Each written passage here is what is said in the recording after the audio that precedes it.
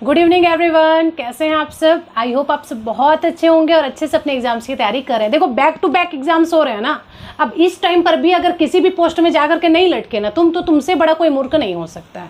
सबसे पहली बात तो सभी इस प्रकार के एग्जाम में पैर रखने के बारे में सोचो मत, क्योंकि 10 ठो नाव में पैर रखोगे चले जाओगे 12 के भाव में। कोई एक एग्जाम को टारगेट कीजिए, मस्त तरीके से पढ़िए और सही तरीके से एग्जाम सबका दो, पर टारगेट एक ठो को करो, ठीक है। क्या है, कभी कभी लक भी लग जाता है इसी वजह से। चलिए आते हैं मुद्दे की बात पर। आज से श्रम निरीक्षक का जो क्लास है वो अपन स्टार्ट कर रहे हैं। जैसा कि आप सभी जान रहे हैं 24 को एग्जाम है, फॉर्म आप लोगों ने डाल लिया होगा, ठीक है। अब जब फॉर्म डाल ही लिया यार तो थोड़ा सा पढ़ भी लो, है ना। तुक्का इसके भरोसे क्यों बैठे रहोगे, क्या पता थोड़ा सा पढ़ लिया वही फंस गया तो इसी वजह से अभी का जो वीडियो है बच्चे, इसमें मैं आप लोगों के साथ डिस्कस करूंगी कि श्रमिकों के मजदूरी संबंधी कुछ कानून है। यहाँ से प्रश्न तो डेफिनेटली बनने वाले हैं आपके, और इधर उधर की बातें ना करके सिर्फ मुद्दे पर हमारी चर्चा होगी कि कैसे कैसे आपके प्रश्न बन सकते हैं और एक्चुअल में आपको पढ़ना क्या क्या है। तो बिना टाइम वेस्ट किए हमारा आज का क्लास स्टार्ट करते हैं। फर्स्ट टाइम मेरे चैनल पर विजिट करो, ईमानदारी से सब्सक्राइब कर देना। टेलीग्राम लिंक डिस्क्रिप्शन में दिया हुआ है, जाकर के आप ज्वाइन कर सकते हैं। चीजें क्लियर है, स्टार्ट करते हैं हमारा आज का क्लास। चलिए देख रहे हैं आप प्रश्न। ओके, देखिए श्रमिकों के मजदूरी संबंधी कानून की बात हो रही है। बात किसकी हो रही है, तो श्रमिकों के मजदूरी संबंधी कानून। मजदूरी संबंधी क्या क्या कानून होता है। अब देखो एग्जाम ऐसे ऐसे आ रहे हैं ना कि जो हम कभी नहीं पढ़े वो भी हमको पढ़ना पड़ेगा। पहला पॉइंट बोल रहा है न्यूनतम मजदूरी एक्ट 1948, कारखाना एक्ट 1948, मातृत्व लाभ एक्ट 1961, महिलाओं के साथ यौन उत्पीड़न रोकथाम निषेध और निवारण इसके लिए एक्ट 2013, भारत में कुछ महत्वपूर्ण श्रम कानून है। यहां पर से हमारा ये हो जाता है कोष्टक बंद। अब यहां पर से प्रश्न कैसे आ जाएगा ये समझो। सीधे सीधे प्रश्न में पूछ देगा कि न्यूनतम मजदूरी के बारे में कौन से एक्ट में चर्चा किया गया है। तो न्यूनतम मजदूरी दर के बारे में 1948 में चर्चा है। कारखाना एक्ट 1948 की बात हो रही है। मातृत्व लाभ एवं एक्ट, मातृत्व लाभ इन सेंस कुछ मजदूर महिलाएं होती हैं जो कि जिस टाइम पर प्रेग्नेंट होती हैं तो उस टाइम पर उनके काम में थोड़ा सा क्या बोलना चाहिए, शालीनता बढ़ता जाता है। जैसे कुछ दिनों का अवकाश दे दिया उनको,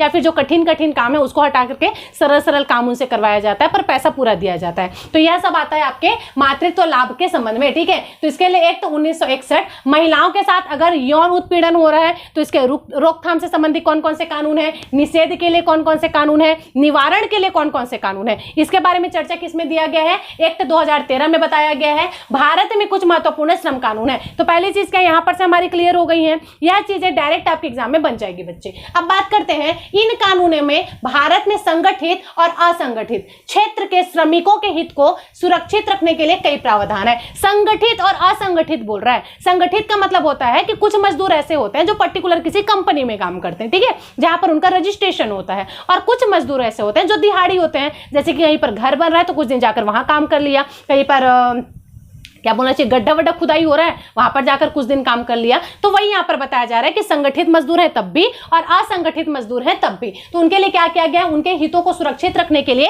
कई प्रावधान किए गए हैं। एक चीज तो हमारे माइंड में क्लियर है ना कि हम किसके बारे में पढ़ रहे हैं, हम मजदूरों के बारे में पढ़ रहे हैं। तो मजदूरों की भलाई के लिए हमारे कॉन्स्टिट्यूशन में, हमारे संविधान में कौन कौन से नियम है, हमारी सरकार कौन कौन सी योजनाएं चला रही है और क्या क्या उनके लाभ के लिए, क्या क्या उनके हानि के लिए, क्या क्या चीजें, इन सभी बातों पर ही हमारी चर्चा होगी। यह चीज अपने माइंड में आप एकदम क्लियर कर लो, ठीक। अब आते हैं हम पॉइंट पर। सबसे पहली बात, भारत में श्रम कानून संविधान की समवर्ती सूची में आता है। Very very important, stamp mark के साथ लगा लिया जाए, इसको नोट कर लिया जाए। पूछ देगा प्रश्न में कि भारत में जो श्रम कानून है वो संविधान के अंतर्गत कौन सी सूची में आता है। तो बच्चे भारत में संविधान के अंतर्गत जो श्रम कानून है उसको समवर्ती सूची में रखा गया है। किस में रखा गया है, समवर्ती सूची में रखा गया। क्यों ऐसा, ऐसा इस वजह से बच्चे क्योंकि समवर्ती सूची का मतलब होता है कि इसमें राज्य सरकार भी कानून बना सकती है, केंद्र सरकार भी कानून बना सकती है। देखो 3 प्रकार का सूची होता है, ठीक है। एक होता है संघ सूची जिसमें सिर्फ केंद्र सरकार कानून बनाता है,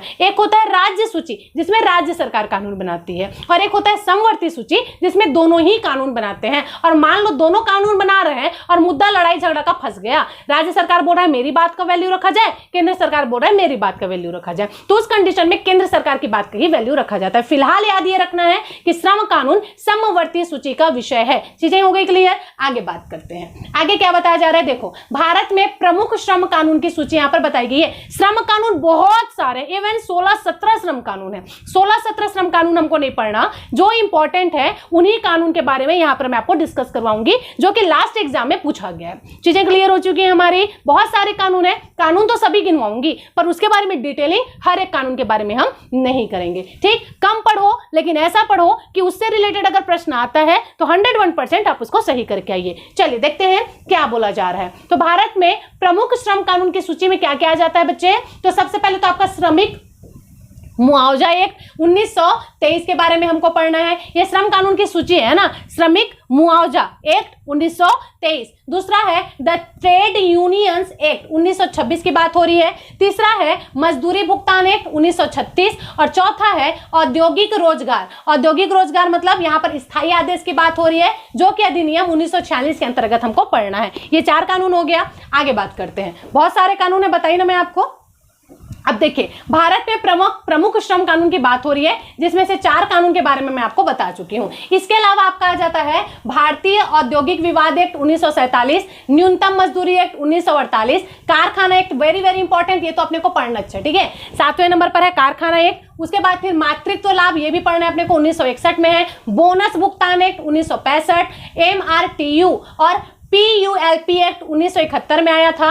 पेमेंट ऑफ ग्रेच्युटी एक्ट ये 1972 में आया था। इसके अलावा श्रम कानून अनुपालन नियम और कर्मचारी की भविष्य निधि, ये सारे रूल्स है, ये सारे कानून है जो कि श्रम कानून के अंतर्गत हमको पढ़ना है। मैंने बताया ना सभी नहीं पढ़ना, लेकिन जो इंपॉर्टेंट है वो तो अपने को पढ़ना पड़ेगा भाई। ठीक, आगे बात करते हैं। नेक्स्ट है हमारा, देखिए नेक्स्ट क्या है हमारा, तो पेमेंट ऑफ ग्रेच्युटी एक्ट हो गया, कर्मचारी भविष्य निधि भी हो गया, कर्मचारी राज्य बीमा, इसके बारे में भी हमको चर्चा करना है, सामूहिक सौदेबाजी, और नेक्स्ट है हमारा असंगठित श्रमिक सामाजिक सुरक्षा एक्ट जो कि 2009 में बना था, इसके बारे में हमको चर्चा करना है। चीजें क्लियर है? इसके अलावा एक लास्ट पॉइंट और होगा मेरे ख्याल से, ये रहा, ठीक है। इसमें हमको देखना है कार्यस्थल पर महिलाओं के साथ यौन उत्पीड़न, वेरी वेरी इंपॉर्टेंट, यहां से प्रश्न ना बने ऐसा हो ही नहीं सकता है, इसके बारे में तो आपको पढ़ना है, ठीक है। जिसके रोकथाम के बारे में क्या बताया गया है, निषेध के बारे में क्या बताया गया है, निवारण के बारे में क्या बताया गया है, और ये सारी बातें की किसमें गई है, तो एक्ट 2013 के अंतर्गत क्या क्या चीजें जोड़ी गई हैं, इन सभी बातों पर हमारी चर्चा होगी। तो इस प्रकार से 17 नियम कानून मैंने आपको बता दिया। स्क्रीनशॉट मैं ये मान करके चल रही हूं कि आप लोगों ने ले लिया होगा। अब हम बात करेंगे सबसे पहले कानून का। सबसे पहला कानून कौन सा है, तो सबसे पहला कानून है बच्चे आपका ट्रेड यूनियन एक्ट 1926, इसके बारे में हमको पढ़ना है। क्या है, तो trade union act 1926, trade union act 1926 क्या बोल रहा है, तो ट्रेड यूनियन एक्ट 1926, पहले तो 3 बार 1926 बोल लो, भूल जाओगे नहीं तो। Trade union act 1926, trade union act 1926। देखिए, इन यूनियन की मदद से ही श्रमिक द्वारा कंपनी के हायर मैनेजमेंट को कर्मचारी की उचित मांगों को मनवाया जाता है। पहली बात ये क्लियर हो गया। क्या बोला क्या जा रहा है, हम बात कर रहे हैं ट्रेड यूनियन एक्ट। यूनियन का मतलब होता है बच्चे एकता, यूनिटी की बात हो रही है, संघ की बात हो रही है। तो जब आप एक यूनिटी में आ जाते हैं, जब आप एकता में आ जाते हैं, और मान लो आपको अपने कंपनी के ऑनर से कोई चीज डिमांड रख रहे हैं, एक जाने जाओगे तो वो मना कर देगा, दूसरा जाएगा तो मना कर देगा, लेकिन वहीं अगर आप एक यूनिटी बना लेते हैं, एक यूनियन बना लेते हैं, और यूनियन बना करके जब आप अपने ऑनर के पास अपनी बात रखते हैं तो उनको वो बात मानना पड़ता है। तो इसी चीज के बारे में ट्रेड यूनियन एक्ट 1926 में बताया गया। क्या बताया गया, तो इन यूनियन की मदद से ही श्रमिकों द्वारा कंपनी के हायर मैनेजमेंट को कर्मचारियों की उचित मांगों को मनवाया जाता है। चीजें हमारी क्लियर? नेक्स्ट पॉइंट बोल रहा है भारतीय संविधान का अनुच्छेद 19(1)(c) सभी को संघ या यूनियन बनाने का अधिकार देता है। जब आप आर्टिकल 19 में पहुंचेंगे तो वो आपके स्वतंत्रता के अधिकार की बात करता है, जिसके अंतर्गत बहुत सारी स्वतंत्रता आपको दी गई है। इसके अंतर्गत आपको विचार अभिव्यक्ति का स्वतंत्रता दिया गया है, आपको सभा करने का स्वतंत्रता है, घूमने फिरने का स्वतंत्रता है, संगठन करने का स्वतंत्रता है, कहीं भी बसने का स्वतंत्रता है, व्यापार व्यवसाय करने का स्वतंत्रता है। आ रहा है समझ में? ये सारी जो स्वतंत्रता है ये कॉन्स्टिट्यूशन आर्टिकल 19 के अंतर्गत आपको दिया गया है। तो उसी में आर्टिकल आर्टिकल 19 के अंतर्गत 19C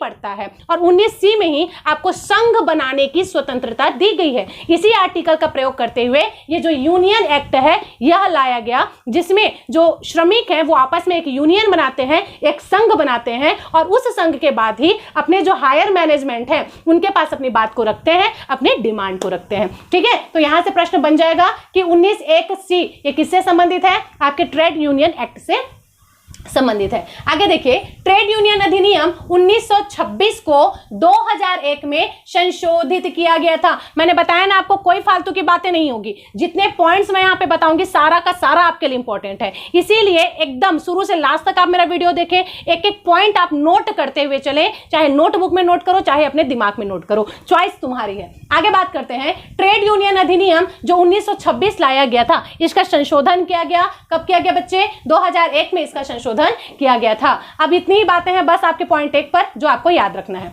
दूसरा हम बात करेंगे मजदूरी भुगतान एक्ट के बारे में। इस टाइम मार्क के साथ नोट डाउन करेंगे क्या बोला जा रहा है। तो देखिए, मजदूरी भुगतान एक्ट कब आया था? 1936 में आया था। कब आया था? 1936 में। ट्रेड यूनियन 21, मजदूरी भुगतान 1936। अब देखिए, अच्छा ऐसे याद कर लो ना, ट्रिक बना लो, 1921 है ना वो, तो 21 वर्ष के जो युवा रहते हैं उनका खून गर्म रहता है, बात बात पे सनकते रहते हैं, बात बात पे यूनियन बनाते रहते हैं, ऐसे करके याद रख लेना 1921। ठीक है, मजदूरी भुगतान की बात हो रही है 1936। यह कानून सुनिश्चित करता है कि श्रमिकों को समय पर और किसी भी अनधिकृत कटौती के बिना मजदूरी वेतन मिलना चाहिए। आया क्या समझ में? यह एक इस चीज को क्लियर कर रहा है कि अगर आपने मजदूरी किसी भी मजदूर को अपने अंदर में अपॉइंट किया है, और बात तो पहले क्लियर होगी ना कि भाई तुम हमारे यहाँ काम करोगे तो मैं तुमको 200 रुपए दूंगा या 300 रुपए दूंगा। पता चला काम हो गया, काम होने के बाद तुम मुझसे कोई भी बहाना करके बोले थे कि 200 रुपए दूंगा, लेकिन तुम दे रहे हो 150 रुपए, तो तत्काल वो मजदूर ये एक्ट आपके ऊपर लगा सकता है कि बंदे ने बात किया था 200 रुपए देने का,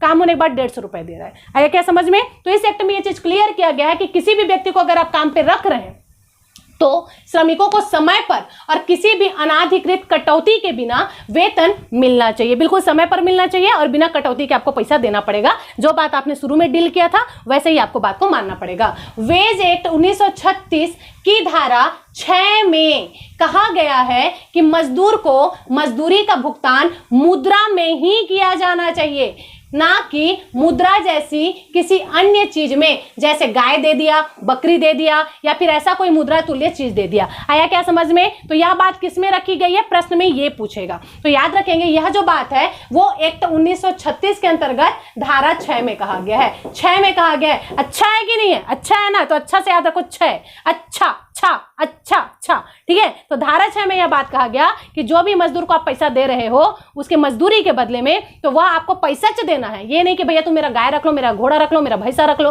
ठीक है, ऐसा नहीं होता है। चीजें क्लियर है हमारी?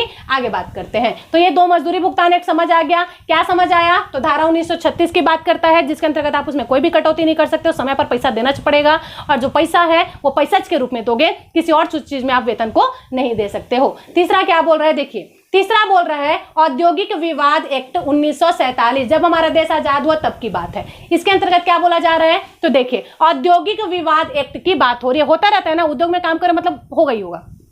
क्या बोल रहा है? इस अधिनियम में स्थायी कर्मचारी की बर्खास्तगी के बारे में प्रावधान है। अब मैंने बताया था ना 2 टाइप के कर्मचारी होते हैं, एक होता है स्थायी, एक होता है अस्थायी। जिन्होंने परमानेंट अपना रजिस्ट्रेशन करवा दिया, पर्टिकुलर आप एक कंपनी में काम करते हैं, और एक होता है आपका दिहाड़ी मजदूर। तो यहाँ पर क्या बताया जा रहा है? तो औद्योगिक विवाद के अंतर्गत इस अधिनियम में जो स्थायी कर्मचारी हैं आपके, उनके बर्खास्तगी के बारे में प्रावधान किया गया। क्या बताया गया है? तो इसमें यह बताया गया है कि किसी कर्मचारी को कैसे नौकरी से निकाला जा सकता है। बर्खास्त करना मतलब निकालना ही होता है। मान लो कोई स्थायी कर्मचारी है और उसको आप नौकरी से निकालना चाहते हो, तो उसको आप नौकरी से कैसे निकाल सकते हो, इसके बारे में जो चर्चा है वो आपके औद्योगिक विवाद एक्ट 1947 में बताया गया है। चीजें क्लियर है क्या? याद रखना पड़ेगा। किसमें बताया गया बच्चे? 1947 में बताया गया है। आगे बात करते हैं। इस कानून के अनुसार एक कर्मचारी जो 1 वर्ष से अधिक समय से कार्यरत है, उसे केवल तभी नौकरी से निकाला जा सकता है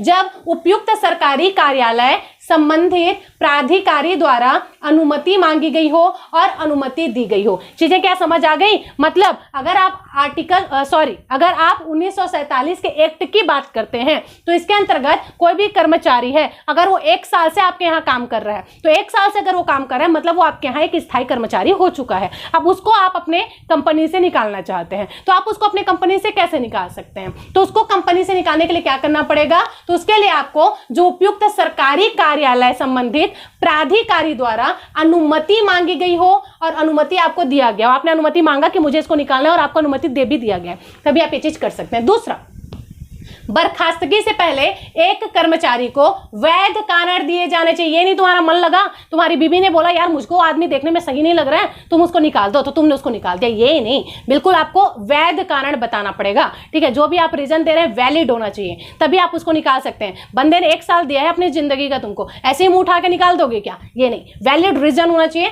तभी आप उसको निकाल सकते हैं। तीसरा, स्थायी नौकरी वाले कर्मचारी को केवल सिद्ध कदाचार या कार्यालय से आदतन अनुपस्थिति के लिए नौकरी से बाहर निकाला जा सकता है। स्टार मार्क के साथ नोट डाउन किया जाए।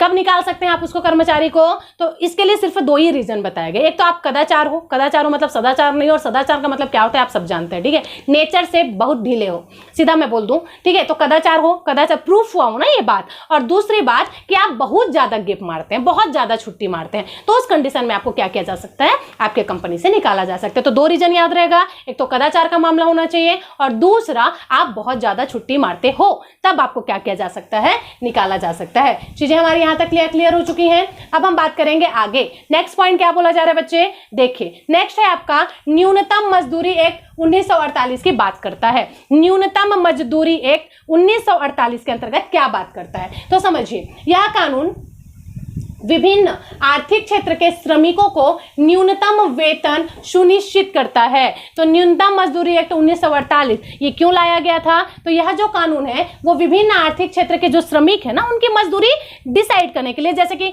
मनरेगा में कितना पैसा मिलेगा, इतना पैसा मिलेगा, तो ये सब जो रेट है ना वो फिक्स करने के लिए यह एक्ट जो है लाया गया था। राज्य और केंद्र सरकार को काम और स्थान के अनुसार मजदूरी तय करने की शक्ति प्राप्त है। मैंने बताया था ना आपको, ये जो श्रमिक वाला है ये आपके समवर्ती सूची का है। राज्य के अंतर्गत जो श्रमिक काम कर रहे हैं, जैसे छत्तीसगढ़ की मैं बात करूं, जैसे मनरेगा योजना की हम बात कर लेते हैं, तो छत्तीसगढ़ में मनरेगा का अलग रेट है, बाहर जाओगे तो हो सकता है वहां अलग रेट होगा, तो वो राज्य डिसाइड करेगा कि मुझे कितना पैसा देना है, कितना पैसा नहीं देना है। आया समझ में? केंद्र लेवल की बात करें तो केंद्र भी इस पर कानून बनाता है। तो वही चीज यहां पर बताया गया है कि राज्य और केंद्र सरकार को काम और स्थान के अनुसार, जैसा आपका काम रहेगा, जैसा आपका स्थान रहेगा, उसके अकॉर्डिंग क्या किया जाएगा? आपका जो पैसा है, जो मजदूरी है, उसको फिक्स किया जाएगा। जैसे मान लो आप कोई बहुत कठिन काम कर रहे हैं, कोई कठिन काम जैसे कि बहुत बड़ा बड़ा पहाड़ है जिसको तोड़ने का आपको काम दिया गया है, या फिर आप किसी खदान में काम कर रहे हैं जहां पर आपकी जान को खतरा है, तो वहां पर आपको ज्यादा तनख्वाह दिया जाएगा। आप खाली रोड बनाने वाला काम कर रहे हो, उसमें आपको कम पैसा दिया जाएगा। तो ये डिसाइड करने का जो अधिकार है वो केंद्र और राज्य को सौंपा गया है। किस एक्ट के तहत? तो न्यूनतम मजदूरी 1948 के तहत। ठीक है, अब देखिए, यह वेतन 143 से 11-20 रुपए प्रतिदिन के बीच हो सकता है। भारत के राज्य में यह न्यूनतम मजदूरी अलग अलग हो सकती है। यही तो मैंने अभी आपको बताया। समझ आया क्या आपको? तो यह जो वेतन दिया जाता है ना, दिहाड़ी मजदूरी वाला जो वेतन दिया जाता है वो आपका 143 से चालू होता है। 143 याद आ रहा है क्या? कुछ बहुत लोगों को याद आ रहा होगा, है ना? तो 143 रुपए का कभी गुलाब दियो क्या? किसी को नहीं दियो क्या? जरूर से दे रहा है। ठीक है, पहले पोस्ट ले लो उसके बाद देना। ठीक है, अभी नहीं, अभी दोगे तो फिर गुलाबी देते रह जाओगे। ठीक है, तो 143 रुपए से चालू होता है और कितने रुपए में जाकर के रुकता है जी? तो ये रुकता है 1120 रुपए में जाकर के। चीजें क्लियर है? तो यह भी आपको याद रखना है। और राज्य वाइज ये जो है डिसाइड होती है कि कितना देना है, कितना नहीं देना है। नेक्स्ट है मनरेगा योजना के तहत अकुशल कार्य के लिए प्रतिदिन औसत मजदूरी दर 2023-24 छत्तीसगढ़ के लिए 221 रुपए कर दी गई है। करंट में भी मैंने ये चीज पढ़ाया था कि मनरेगा का जो रेट है वो कितना हो गया है? 221। 21 याद नहीं होता तो 220 कर लो।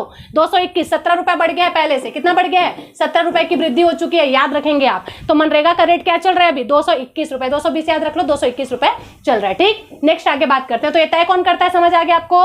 राज्य सरकार, केंद्र सरकार दोनों तय कर सकती है। समवर्ती सूची का विषय है क्योंकि। आगे बात करेंगे। अब नेक्स्ट बोल रहा है मातृत्व लाभ एक्ट, इसके बारे में क्या बताया जा रहा है बच्चे, 1961 की घटना है, ठीक है। मातृत्व लाभ के बारे में क्या बताया जा रहा है, तो मातृत्व लाभ 1961, इस एक्ट के तहत क्या बताया जा रहा है, तो देखिए यह अधिनियम गर्भवती महिला कर्मचारी के लिए मातृत्व अवकाश प्रदान करता है। क्या ये लाइन नहीं पता था आपको, इसको देखकर समझ आ गया ना अपने को। आगे, यानी काम से अनुपस्थिति होने के बावजूद पूरी सैलरी का भुगतान। इस अधिनियम के अनुसार महिला श्रमिक मातृत्व अवकाश के अधिकतम 12 सप्ताह 84 दिन की हकदार है। Very very important. तो मातृत्व लाभ एक्ट कब आया था, 1961। इसके अकॉर्डिंग क्या किया जाएगा, तो मान लीजिए कोई महिला मजदूर है जो कि प्रेग्नेंट है, तो अगर वो 84 दिन मतलब कितना हफ्ता, 12 हफ्ता, ठीक है, 12 सप्ताह तक अगर वो काम में नहीं आती है, क्योंकि लास्ट के जो आपके 12 हफ्ते होते हैं, एक महीना में कितना दिन होता है, एक महीना में 7 दिन होता है, कितना हफ्ता होता है, एक महीना में 4 सप्ताह होता है, तो 4 8 4 3 12, मतलब लास्ट के जो आपके 3 महीने होते हैं ये बहुत ही कॉम्प्लिकेटेड होते हैं किसी प्रेग्नेंट लेडी के लिए। तो इसीलिए लास्ट के 3 महीने इनको छुट्टी दे दी जाती है कि आप घर में जाकर के रेस्ट कीजिए, और उस 3 महीने का पूरा जो पैसा है वो इनको दिया जाता है। तो ये प्रश्न में बिल्कुल बन जाएगा, आपको याद रखना पड़ेगा, ठीक है। तो 12 हफ्ते या फिर 84 दिन, ठीक, याद रहेगा। इसका पैसा इनको फ्री में प्रोवाइड होता है। आगे बात करें, यह कानून उन सभी संगठित और गैर संगठित सरकारी प्राइवेट कार्यालय में लागू होगा जहां पर 10 से अधिक कर्मचारी काम करते हैं। तो यह जो कानून है वो लागू भी कहां होगा, यहां पर भी रेस्ट्रिक्शन बता दिया है कि यहां पर जो कर्मचारी है ना वो 10 से ज्यादा होने चाहिए। जहां पर कर्मचारी कितने होने चाहिए, 10 से ज्यादा होने चाहिए, फिर चाहे वो प्राइवेट सेक्टर हो या फिर आपका गवर्नमेंट सेक्टर हो, वहां पर ये रूल्स लागू होगा कि महिला को आखिरी के 3 महीने 12 सप्ताह छुट्टी दिया जाएगा, बशर्ते कर्मचारियों की जो संख्या है वो 10 से ज्यादा होनी चाहिए। आगे बात कर लें, इसलिए यह कानून गर्भावस्था और प्रसव के बाद महिला श्रमिक की नौकरी की रक्षा करता है। आगे क्या आपने को ये चीज भी समझ में, इसीलिए आपका डिलीवरी हो गया उसके बाद भी आपको छुट्टी का प्रावधान इसके अंतर्गत किया जाता है, ठीक। इस अधिनियम में 2017 में संशोधन किया गया जिसमें सभी महिलाओं के लिए 12 हफ्ते तक के मातृत्व अवकाश का प्रावधान करता है। बिल में इस अवधि को बढ़ाकर 26 हफ्ते किया गया है, लेकिन 2 या 2 से अधिक बच्चों वाली महिलाओं के लिए 12 हफ्ते के मातृत्व अवकाश के लिए ही अधिकृत किया गया है। चीजें क्या हमारी समझ में आ चुकी हैं। 2 या 2 से अधिक बच्चे वाली महिला, मतलब यहाँ पर बताया जा रहा है कि यदि यह जो एक्ट है ना इसको क्या किया गया, 2017 में इसमें संशोधन किया गया। जहां पहले 12 हफ्ते की छुट्टी होती थी, अब इसको 26 हफ्ते की छुट्टी मिलेगी। पर एक बच्चा है ना आपका, शुरू बच्चे के लिए 26 हफ्ते तक का आपको छुट्टी मिलेगा। 26 हफ्ते तक का छुट्टी मिलेगा मतलब आप बहुत आराम से वहां आराम कर सकते हैं, लेकिन सिर्फ एक बच्चा के लिए। लेकिन अगर आप मान लीजिए फैक्ट्री खोल देंगे, क्रिकेट टीम बनाना ये डिसाइड कर दोगे, तो हर बच्चे के लिए इतना छुट्टी नहीं मिल सकता है ना भाई। तो अगर आपके बच्चे 2 या 2 से ज्यादा हैं तब तो फिर वहां पर 12 हफ्ते वाला रूल ही लागू होगा, और एक बच्चा अगर पहला बच्चा है आपका तो आपको 26 हफ्ते तक की छुट्टी यहाँ पर मिलेगी। यह चीज भी याद करना है। और संशोधन कब हुआ था, 2017 में हुआ था, यह पॉइंट आपको याद रखना है। नेक्स्ट क्या बोल रहा है, तो कार्यस्थल पर महिला कर्मचारियों का यौन उत्पीड़न एक्ट 2013 की बात हो रही है। कार्यस्थल पर महिला कर्मचारी के साथ अगर यौन उत्पीड़न हो रहा है तो इसके लिए एक्ट 2013 क्या कहता है, तो यह एक्ट कार्यस्थल पर महिला श्रमिकों के किसी भी प्रकार के यौन उत्पीड़न पर प्रतिबंध लगाता है। यह एक 9 दिसंबर 2013 से लागू हुआ है। इसमें याद रखने वाला पॉइंट एकमात्र यही है।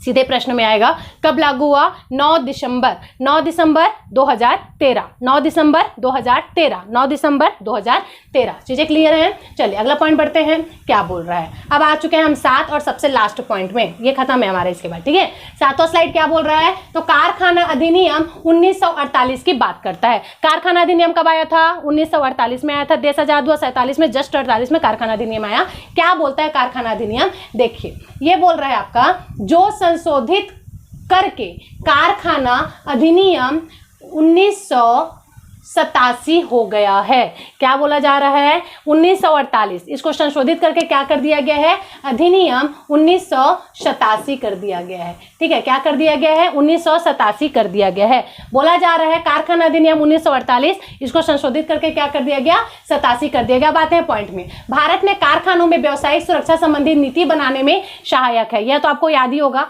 ये पता ही होना चाहिए, है ना। इसमें कार्यस्थल पर व्यक्ति की सुरक्षा, स्वास्थ्य, दक्षता आदि की नीति निर्धारित करते हैं। यह अधिनियम भारत में श्रम और रोजगार मंत्रालय द्वारा अपने महानिदेश कारखाना सलाह सेवा, श्रम संस्था और राज्य सरकार द्वारा उनके कारखाना निरीक्षणालयों के माध्यम से प्रशासित किया जाता है। तो पहली बात तो ये कारखाना अधिनियम बनाता कौन है बच्चे, तो आप याद रखेंगे यह कारखाना जो अधिनियम है राज्य सरकार केंद्र सरकार दोनों बनाती है। इसके अलावा श्रम और रोजगार मंत्रालय द्वारा बनाया जाता है। श्रम और रोजगार मंत्रालय क्या करता है, अपने महानिदेशालय का कारखाना सलाह सेवा और श्रम संस्थान में वहां के जो निरीक्षणालय हैं इनके माध्यम से प्रशासित ये काम होता है। ठीक है, यहां तक चीजें हमारी क्लियर हो गई हैं। आगे बात करते हैं।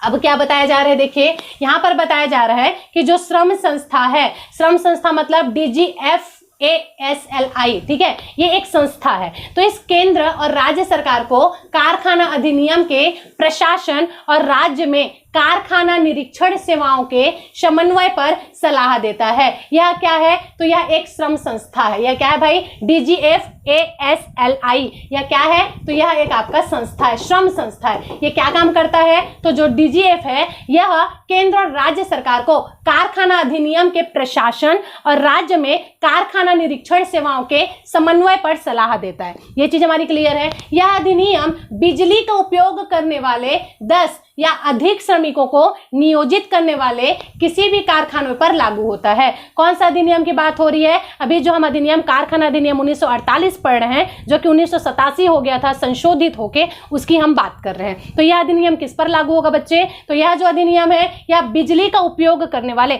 मतलब ऐसी फैक्ट्री जहां पर बिजली का उपयोग ज्यादा से ज्यादा या कम से कम 10 या अधिक श्रमिकों को नियोजित करने वाले किसी भी कारखाने पर लागू, मतलब वो कारखाना कम से कम इतना बड़ा होना चाहिए कि वहां पर 10 श्रमिक काम करते हो और 10 लोग बिजली का प्रयोग करते हो। ऐसे जगहों पर क्या होगा, यह जो कारखाना अधिनियम 1948 लाया गया था यह लागू होगा। ठीक है, यह अधिनियम भारत में श्रम और रोजगार मंत्रालय द्वारा, ये तो मैं बता चुकी ना आपको, ये सेम चीजें रिपीट हो रही है भाई, देखिए समन्वय सलाह देती है, यहां तक भी चीज हो गया था। यह अधिनियम बिजली का उपयोग करने वाले 10 या अधिक श्रमिकों को नियोजित करने वाले, ये भी हो गया था। यदि बिजली का उपयोग नहीं कर रहा है तो पूर्ववर्ती 12 महीने के किसी भी दिन 20 या अधिक श्रमिकों को नियोजित करता है और जिसके किसी भी हिस्से में निर्माण प्रक्रिया चल रही हो। कहने का मतलब है कि मान लीजिए कोई फैक्ट्री ऐसी है जहां पर 10 लोग काम कर रहे हैं लेकिन बिजली का उपयोग नहीं कर रहे हैं, तो क्या होगा, तो उस कंडीशन में पहले जो 12 महीने किसी भी दिन, पहले 12 महीने के किसी भी दिन अगर 20 या 20 से अधिक श्रमिकों को नियोजित करता है और जिससे किसी भी हिस्से में निर्माण प्रक्रिया चल रही है तो वहां भी यह कारखाना अधिनियम जो है आपका लागू होगा। आगे समझ में, लेकिन इसमें खदान नहीं आना चाहिए। खदान या संघ के सशस्त्र बल से संबंधित एक मोबाइल इकाई, एक रेलवे रनिंग शेड या होटल, रेस्टोरेंट, खाने की जगह शामिल नहीं होगी। कारखाने का मतलब समझ आ गया ना, छोटी मोटी फैक्ट्री होनी चाहिए। अब फैक्ट्री जहां पर 10 श्रमिक काम करते हो, बिजली का प्रयोग करते हो, 10 श्रमिक काम नहीं भी कर रहे हैं तो आप पिछले 12 साल का अनुमान लगाएंगे, पिछले 12 महीने का अनुमान लगाएंगे जहां पर 20 या 20 से श्रमिक काम किए हो और बिजली का उपयोग किए हो, किसी एक जगह पर कम से कम कुछ ना कुछ उत्पादन का काम चला हो, यहीं पर यह बताया गया। लेकिन इसमें जो खदान है या संघ के सशस्त्र बल हैं, इससे संबंधित एक मोबाइल इकाई, एक रेलवे रनिंग शेड या होटल, ये सबको आप नहीं ला सकते क्योंकि यहाँ पर तो नॉर्मली ये चीजें क्या होती हैं, आपकी यूज होती हैं। ठीक है, अब यहाँ पर लास्ट स्लाइड है हमारी, देखिए क्या बोला जा रहा है। यौन उत्पीड़न के अंतर्गत निम्न कार्य आते हैं। अब यहाँ पर यौन उत्पीड़न शब्द जो हम 6वें नियम में पढ़े थे, ठीक है, इसके अंतर्गत क्या चीजें बताई गई है, तो इसके अंतर्गत बताया गया कि पोर्नोग्राफी दिखाना, ये भी आपकी यौन उत्पीड़न, सिर्फ सेक्सुअल हैरेसमेंट ही नहीं आता है ना, इसके अंतर्गत ये सारी चीजें यौन उत्पीड़न के अंतर्गत आती है कि अगर आप किसी को जबरदस्ती पोर्नोग्राफी दिखा रहे हैं, यौन संबंध बनाने की मांग या अनुरोध कर रहे हैं किसी भी प्रकार का लालच दे करके, इसके अलावा यौन संबंधी मान लो आप टिप्पणी कर रहे हो, कोई चल रही है उसके पास कमेंट पास कर रहे हो, या फिर अनचाहा शारीरिक संपर्क कर रहे हैं, किसी को जबरदस्ती अनवांटेड टच कर रहे हैं आप, तब भी ये क्या आएगा, यौन उत्पीड़न के अंतर्गत ही आएगा। अगर लड़की जाकर कंप्लेंट कर दी, चल दोगे लंबे से। ठीक है, नेक्स्ट बोल रहा है यौन प्रकृति का कोई अन्य अवांछित शारीरिक क्रिया या गैर मौखिक व्यवहार, ये भी सिर्फ टच करना ही नहीं, अगर आप ओरली भी किसी को इस टाइप से क्या कर रहे हैं, परेशान कर रहे हैं, तो वो भी आपका यौन उत्पीड़न के अंतर्गत आएगा। या फिर अभद्र मान लो आप टिप्पणी कर रहे हो, किसी को देखकर अभद्र तरीके से टिप्पणी कर रहे हो, तो वो भी आपका यौन उत्पीड़न के अंतर्गत ही आएगा। आगे क्या समझ में? तो यह कानून सभी सार्वजनिक, निजी, संगठित, असंगठित क्षेत्र के ऑफिस में लागू किया जाना चाहिए जिसमें 10 से अधिक कर्मचारी हैं। चीजें हमारी क्लियर हो चुकी हैं क्या? मतलब इस नियम के लिए ना तो प्राइवेट सेक्टर देखा जाएगा ना गवर्नमेंट सेक्टर देखा जाएगा, हर जगह ये रूल लागू होगा कि अगर आप किसी को यौन उत्पीड़न दे रहे हैं तो बच्चे लंबे से चले जाएंगे। चीजें हमारी क्या क्लियर हो चुकी हैं? इसी के साथ ये हमारा आज का क्लास भी खत्म होता है। तो मेरे ख्याल से आपको समझ आ गया होगा कि कितने बेहतरीन तरीके से हम ये टॉपिक पढ़ने वाले हैं और इसकी जो तैयारी है बहुत मजेदार तरीके से होगी। कोशिश करूंगी कि मॉर्निंग में भी आप लोग के लिए क्लास लाया जाए, ठीक है, जिसमें हम क्या करेंगे, छत्तीसगढ़